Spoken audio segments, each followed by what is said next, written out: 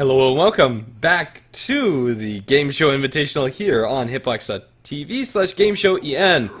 We're in for a treat. This is a Pudge First Pick by Immortal mode on game number 1. It really never felt like they got any momentum under their belt. They fought valiantly and they had a pretty good team fight combination, but every time that they went to try and do something, Simo was always there with the blinking. The Rubik play was on point, and well, the Beastmaster for Vega absolutely wrecked face.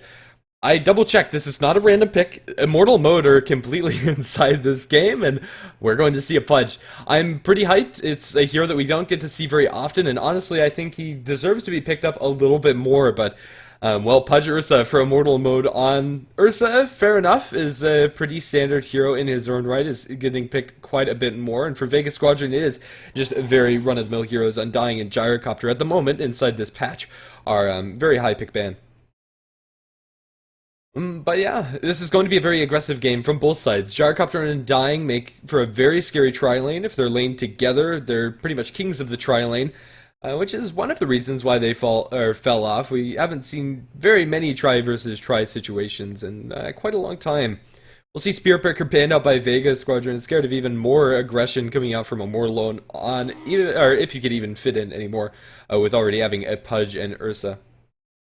But yeah, this could be a very entertaining game. If Immortal mode on pull this off, it will be very impressive. Pudge is always a very hit-or-miss hero, no pun intended, but he very much is. And when a Pudge is on point, you can get kills left, right, and center and become a tanky monster in the front lines. But if your early ganks don't work out for you, and in that situation you just kind of become a blink and dismember, if you can even get your hands onto a blink dagger, a very slow farming hero by nature. In chance for Shaker, the bans coming out from Immortal mode on, as Vega Squadron will consider the next couple picks, but honestly I have no idea what's going to go on with this draft since we do have such an early Pudge.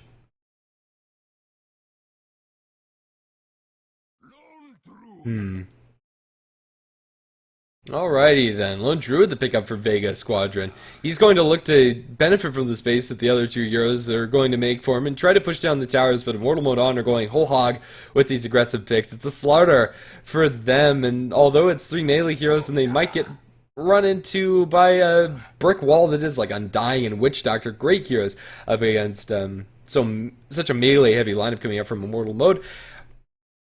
Their team composition right now is very explosive.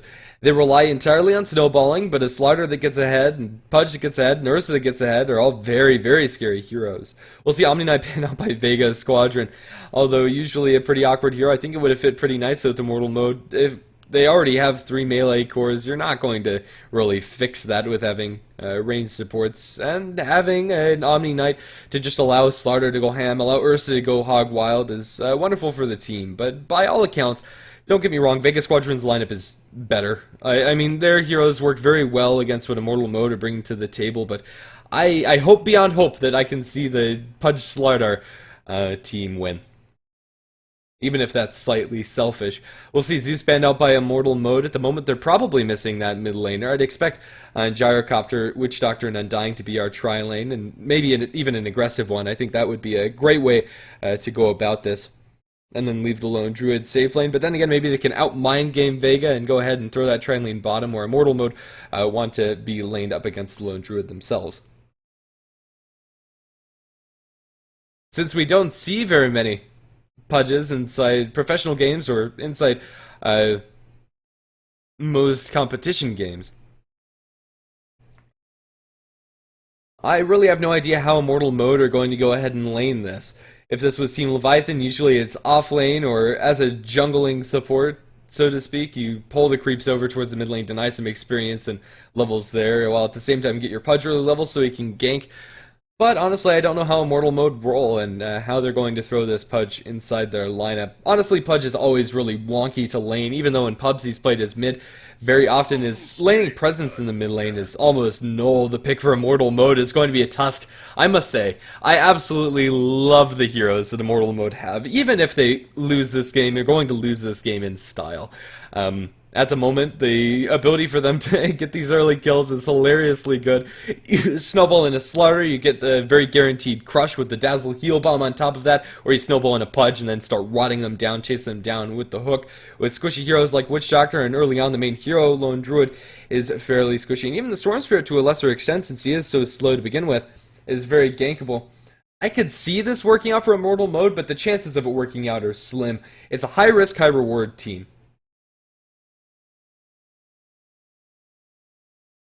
Yeah, very well.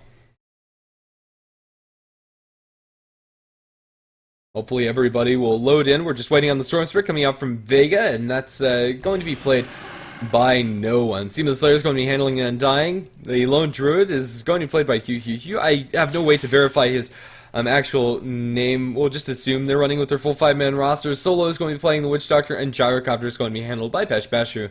For the dire side of the map, it is going to be Immortal mode on, with Man playing on the Slaughter, Keeper on the Tusk, Wim playing on the Ursa, Dazzle handled by IDT, and Sharvik on the Pudge. This is a level 1 Roshan, or just a level 1 rotation. Okay, never mind.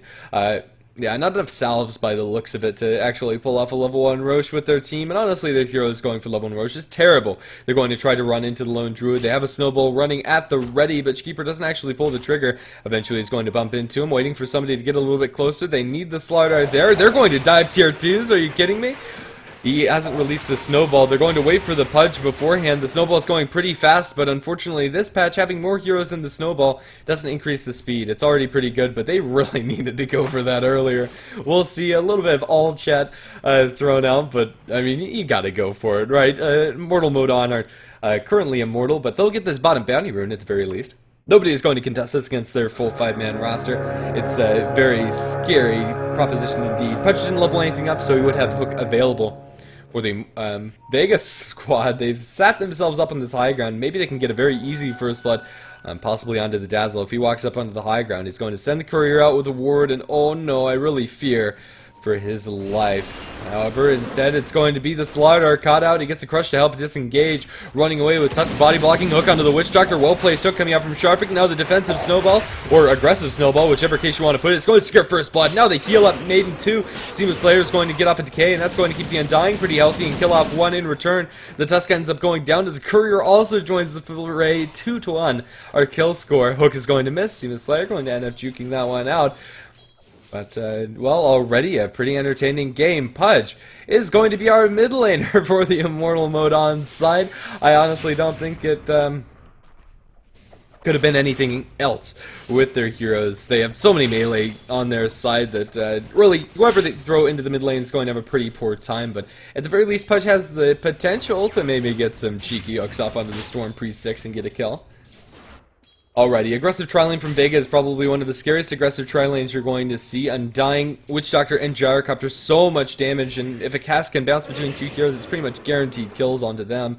And Decay is also going to make it really hard for this Slaughter to farm. Really, the only saving grace for them is that Ursa's solo against the Lone Druid, but that's not much of a saving grace either. It's the bear versus bear lane, which favors the Lone Druid. Although the Ursa Warrior can do quite a bit of damage to the Spirit Bear once the stacks cart coming out for Wim, and they will. It's not until later that he can actually kill off that bear quickly. Team of the Slayer is going to be a happy camper since he is up against a full tri-lane, although that decay only landed onto 1 hero. It's still going to be Vega's team favorite inside this laning stage, and it's already starting to show inside the last hits. 11-3 on the Storm, being pressured none at all by the Pudge, as kind of per usual. 7-1 on the Lone Druid, 5-2 on the Gyro. It's up to Immortal mode on to pull the trigger and go for kills to change up the state of the game. They're really the team that can pull it off. Yeah, and they kind of have to. Their team is like a shark. They have to keep on swimming or else they're just going to sink as a group. They have a double damage rune on the Tusk. Maybe they can get a gank onto the Storm Spirit in mid, but not partnered up with anybody else except for the Pudge. This is going to be pretty difficult. The Courier is going top currently, and Storm Spirit isn't crowing his bottle, so Courier Snipe also isn't going to happen. But Keeper does get a decent amount of vision for the time being. Pudge has dropped very low inside the mid lane, so his contribution is absolutely null until he gets these bottle refills. But down towards bottom, Ursa going aggressive onto the Lone Druid. But with the Orb of Venom on the bear itself, the Ursa can't actually chase any further, even with his own Orb of Venom. Tusk's rotation in towards mid looks like it's going to be unfruitful. Shkeeper's just going to waddle his way back up towards top as Bashu farms up some jungle creeps as the pull was going through. But now Dazzle, maybe in a little bit of a pickle, they hold onto the paralyzing cask and decide not to go. Tusk comes in from the sideline. Solo's pretty low already, going to partner up with the Dazzle, potentially going in, but going into a tombstone is a scary proposition, especially once Seema the Slayer picks up his level 3.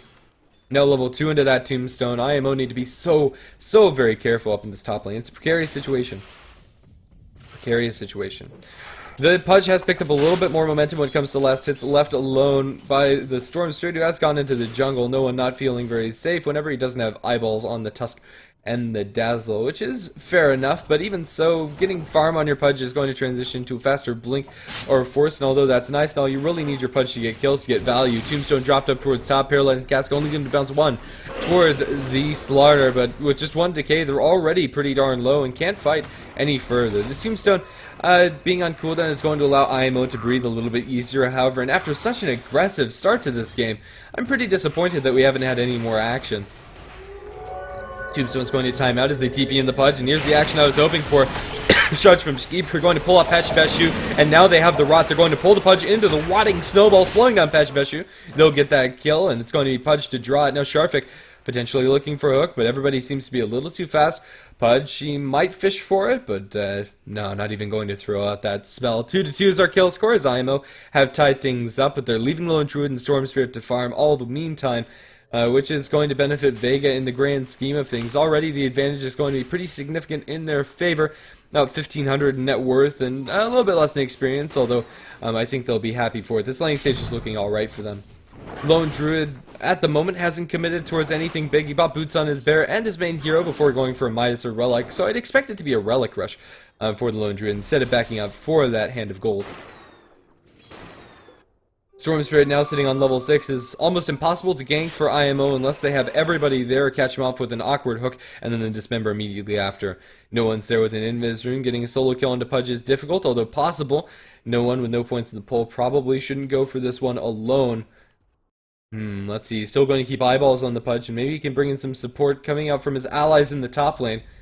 They can collapse onto him. He's going to start opening up. He's going to bump into Sharfik. Sharfik is going to juke around as no one's just dancing around this Pudge. He zips up forward. Sharfik does have Dismember, but with enough mana, no one is going to just play circles around him. But a hook Dismember. Now no one's almost completely out of mana. Can Pudge actually get this kill, though? No. One auto attack, and that's going to be Storm Spirit to draw the blood on the Pudge. Pretty much going as expected. Now Shkeeper caught out by a couple of zombies is forced to tombstone away. He's going towards neutrals over in the sidelines, although that will stun Solo. There's no way out unless the wolves kill him off. It's going to be the death of him instead of Dazzle's being pursued by the Gyrocopter. Although bashed under a tier 2 tower with the Rocket Barrage going, the Slaughter can't go for that kill. 5-2 Vega, even though they're the ones not reliant on snowballing, they're the ones that are starting to get that extra advantage and lead. Lone Druid's going to be ganked down towards bottom as we have TPs to the tower coming out from the Pudge. Tusk and Pudge are now partnered up, and we're ready to roll inside the snowball. Very literally roll, but spotted out by an observer where this aggressive rotation is not going to bear any fruits, or at the very least it shouldn't. Lone Druid has more than enough intel to keep himself alive, although maybe they can get the Spirit Bear. Even that's unlikely. Lone Druid's home free. Yeah, it's starting to look nasty already for the IMO side. Gyrocopter is farming way up in the top lane, left almost completely alone. They have TPs, I would imagine, on Seema and Witchdoctor, but even if they don't have one on Seema, you can still go over to the side shop and go ahead and buy that, although he wouldn't have enough mana to really contribute at the moment. So that, at the very least, is a small consolation for IMO. They know that the Undying can join the fray in bottom if they actually do go for a dive, which they very well might. Lone Druid going to turn into his ulti form, so now a little bit tankier, but if he shows himself, could be in a lot of trouble. Hook is going to connect, and that's going to be a Dismember straight onto him. He's pretty tanky, but now Ice Shard's blocking him off perfectly. This is a dead Lone Druid, one way or another. They snowball everybody in, but now turning around for a little bit of damage. Storm Spirit starting to clean house, goes under Sharfik, goes on to one other kill. The Pudge is going to end up going down to a couple of tower shots as no one is now almost pad out of mana. He has a little bit more, is going to be able to drop a remnant and potentially turn, but the damage from Ursa is too much. Double kill for Whim, and that's very, very important for IMO, getting some very high priority kills onto the Ursa. The net gold swing is going to be about 855, almost exclusively in the pocket of your Ursa warrior. That's going to be his Morbid Mask and a TP. Now Roshan opens itself up to them, is with 3 points up in the Fury Swipes as well as into the W. He's going to be a force to be reckoned with. Solo is playing a dangerous game in mid. If they can get the snowball off onto him, it looks like he's stuck down a little too long. They're going to snowball in, although this isn't going to connect. It's going to pop right about where they're pinging. They have a hook. Can they connect it? Solo is there. Sharfik decides against throwing it. If that was daytime, I think that might have been a kill for the Pudge himself. IMO decide against it. They're going to pull back, find a haste rune for one of their heroes, should be the Pudge, with the bottle up and running. He's going to bottle up the slider once, and now they can initiate again onto the Witch Doctor. He's being pretty cheeky here. They catch eyeballs onto Solo. Solo could end up going down, blocked off turns for the paralyzing cast, but he's completely walled off, and now a hasted Pudge is coming to him, and that hasted Pudge is going to munch down on Solo's body and kill him off with the rat.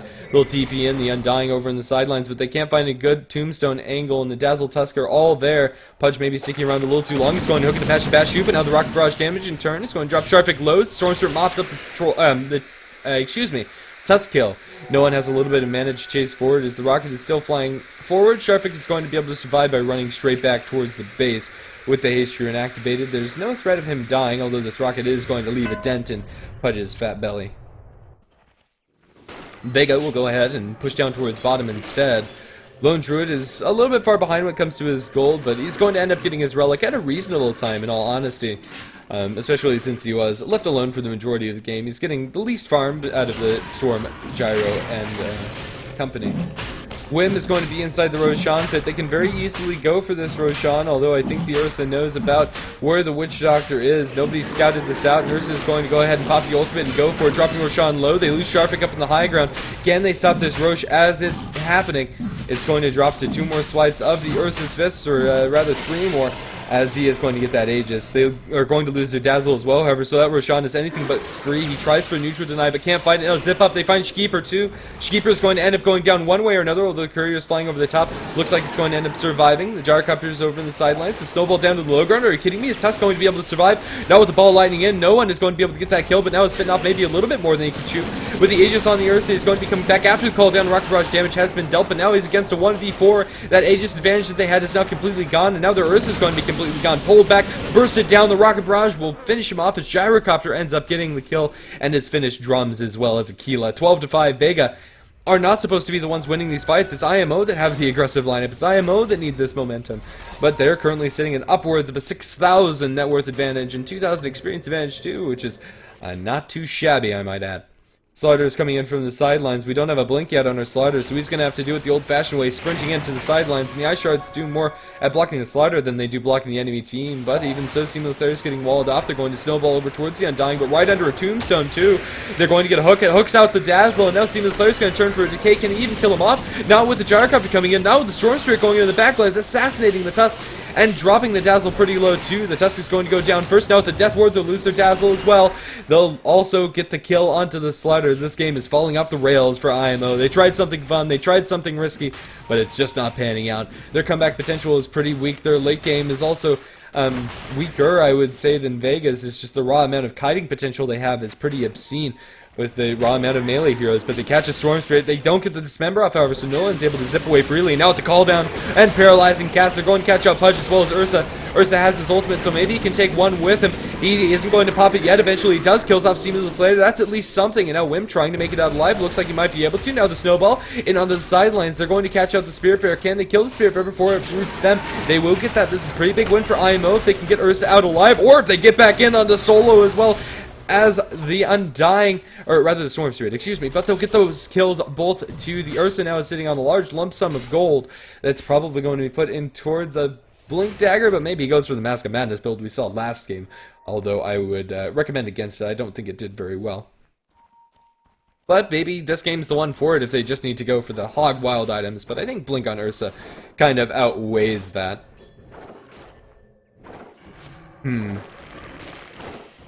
Alrighty then. We'll just have to go ahead and wait out for the next couple minutes of this game. We have an urn now on the Tusk, so the items are starting to come out for IMO a little bit, but they just don't compare to what's coming out for Vega. We almost have the Relic Gold for Lone Druid, just 600 shy there, and Storm Spirit's well on his way towards an Orchid Malevolence. Although the items that IMO are picking up now are good, they can't sit on them. They have to keep on going for fights. Oh, that word's pretty cool. Either way, I believe that's your natural one. Hold that thought, we got a hook, and we have a Seamless Slayer down. IMO will get that kill. Now Ursa rips apart the Storm. An impressive kill for Wim to get, but now without the ultimate, is going to have to fight it to the death, and it is going to be his. Lone Druid getting that killing spree. Now has Relic Gold. Can he buy his Relic before dying is the major question. They need to get that courier over to the side shop, or do they? Especially not when they get the root on their toss. It's tempting to turn around there, but he has no backup, so we'll pull out the Spirit Bear and his main hero too. Walrus Punch is going to be used to just farm up creeps. Keeper probably needs to go back to base now. Not really seeing that much gold, but oh, over in the sidelines looking for a hook. They're going to find it, and the hook is going to catch out the Witch Doctor. But the important thing is that Lone Druid survives, and he is going to have that Relic Gold. And now the courier can fly out to the secret shop and buy it for him. So our Lone Druid is primed and ready for a pretty fast Radiance. A 13-minute Relic is nothing to scoff at, especially when you have boots. That's probably about as fast as it gets for the laning situation he was in. Alrighty then. Gyrocopter also getting some pretty good items to fight now with. Drums Yasha Phase are short incoming for Pashi Bashu, although it's not the usual BKB we see. BKB honestly doesn't do that much this game. The Blinken from the Ursa is going to come through. He has the ultimate if he can actually stick on a Pashi Bashu, but the answer is no. When he pops the drums, pops the phase, he's moving at a decent chunk of movement speed that's faster than what the Ursa can sustain. If you don't land that Earth Shock, it's not going to end up happening for you. Blink Dagger's still not up for the slider. That's really an item that IMO need to do a lot of work with if they want to come back into this game, but it's been an entertaining one. 7-2 into 11. It has not been lacking in the action in the slightest. 2 kills a minute. And I can't say that I could be happier. Either way, we'll get back into it. Regeneration Rune going to be bottled up by no one after he does his best to keep Pashi Bashu up in fit fighting shape. But now the Lone Druid's going to get hooked. Nice hook coming out from Sharfik. I must say, his hook accuracy's been pretty darn good this game. The Walrus Punch up to the Lone Druid, but lucky enough for him, he already bought the Relic before going down, delivered towards his bear. So that, at the very least, is something. There's going to be a rocket flying towards the Snowball, going to be dissipated, and then the Snowball out to the creeps. Decent defensive usage there. Vega need to make sure that they don't lose these high farming heroes. That is a lot of gold for your Pudge. First item for Pudge, probably going to be Blink. Sharfik is going to be getting that shortly. It's also worth noting that IMO do have, at the very least, 2 urns, one on the Tusk and one on the Pudge. But I think with how aggressive they're playing, that's reasonable. Although maybe not optimal, it's still fine.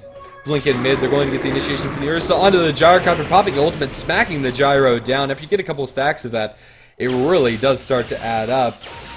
Over the sideline, Stormster zip-zapping around. He's going to get caught out of his cheeky play. Now blinked after. No one is potentially in a bit of trouble now that the Snowball comes in. It's a rotting Snowball too. Don't eat yellow snow. They're going to eat the Undying instead. Probably not a good idea either. Rotten Flesh doesn't sound very good. Paralyzing cast Witch Doctor Death Ward drop down. The Undying Tombstone's still alive. They might be able to kill off Keeper. They're focusing down the Tusk. The hook is going to hook out the Ursa, but Solo's going to die just the same. 1 smack, 2 smack, and a crush is going to be the end of his life. 3-for-1 trade. IMO finally get a good fight. Now Ursa's the top net worth hero inside this game, sitting on 2,000 gold. They're picking up the momentum and picking up nicely.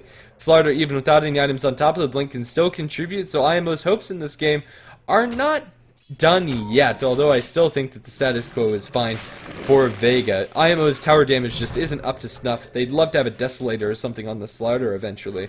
Maybe not as his first time. BKB sounds like it might just be mandatory. But BKB Deso I could see as being a pretty nice build.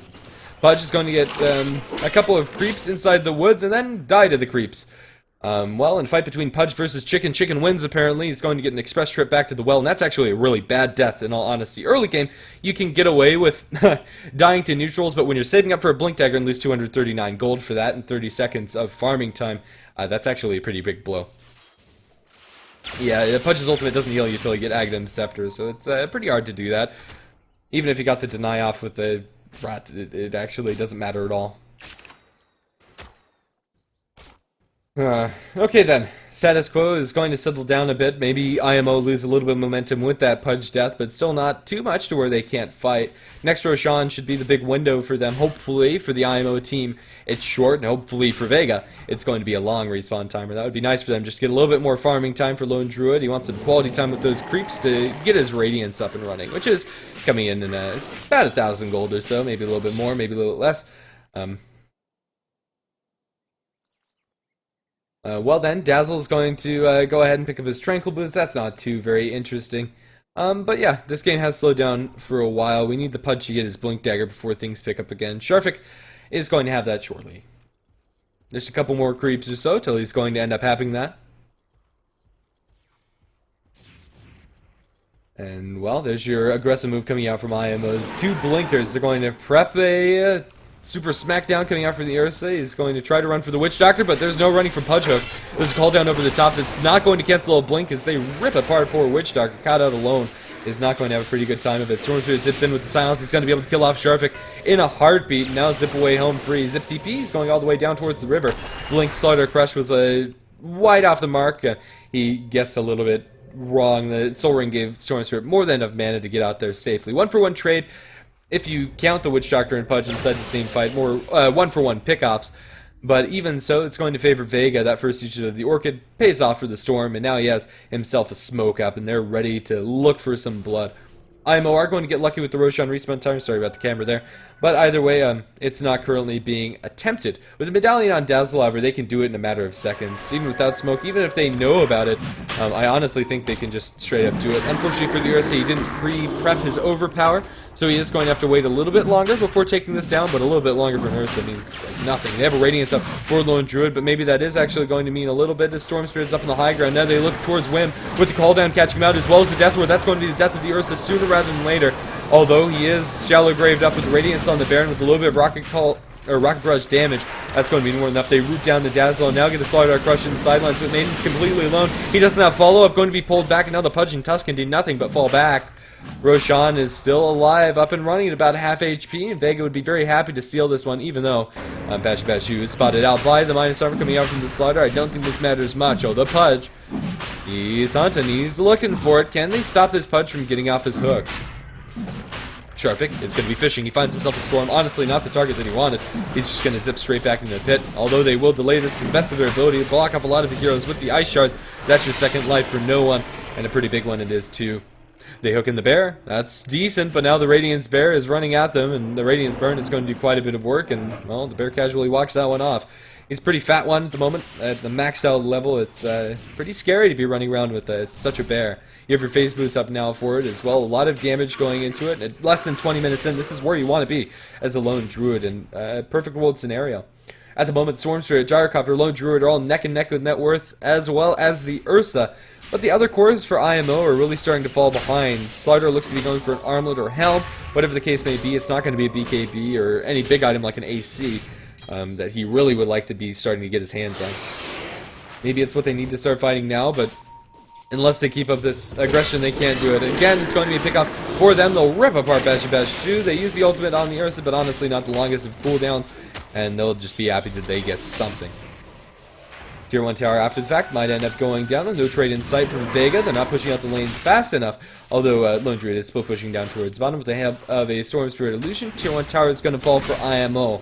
A little bit of gold their way that they desperately need. Even though they have been behind about 7,500 as well as 5,000 experience and net worth respectively, in this entire game they're still fighting well because of the raw power level of their heroes at this early mid-game click, which is absolutely wonderful for them. They might bump into a Gyrocopter might bump into him. It really is no matter. It probably ends poorly for Bashu. They'll look for some vision. Sharvik still hasn't caught eyes on anybody, so they won't go.